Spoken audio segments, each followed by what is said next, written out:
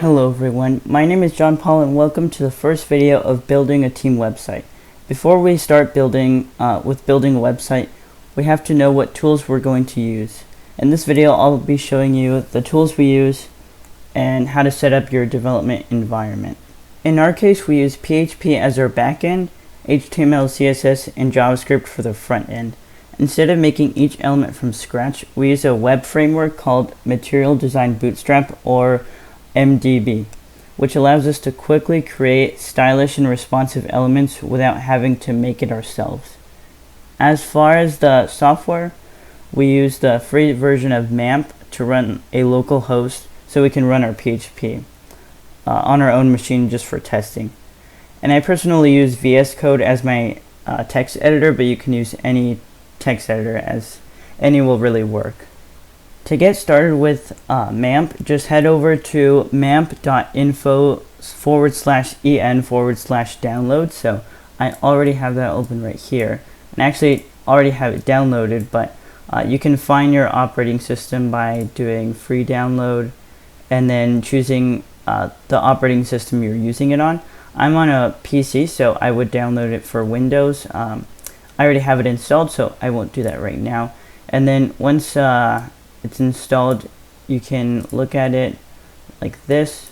It looks like this. And during the installation, it might ask you if you want to install MAMP Pro. You can just say no because we don't need it. You can see right here, try MAMP Pro, but we only need the free version. On a quick note, if you would like a more in-depth tutorial on the MAMP installation, you can refer to the Google Doc in the description. So you can test it by saying or pressing actually start servers. So we just wait for this to run. Alright, the Apache server is running, MySQL server is running. You might not really be able to, you might not need to worry about MySQL server for now, but you can test it all out by doing open web start page, and that should take you here, and you can see localhost :8888/MAMP. And if your number might be different, it might not be different, you can check it by going to MAMP preferences ports, and the Apache port is the one you're looking for. So you can do set MAMP ports to default, and I will set it to 8888. Wait, no, 8888. So 4 8s. Just remember that that's the default. But you can really change it to any when you want, as long as it's not in use. To get started with Material Design Bootstrap, go to mdbootstrap.com. So I have that opened up right here, mdbootstrap.com, and just click on Get Started and wait for that to load. Then you're going to scroll all the way down to where it says Download Zip, and I'm going to put it to desktop. You can put it wherever you want. You can rename this to your project folder, because this is going to be your project folder once it's extracted, if that makes any sense. So FRC, we'll just call this FRC website.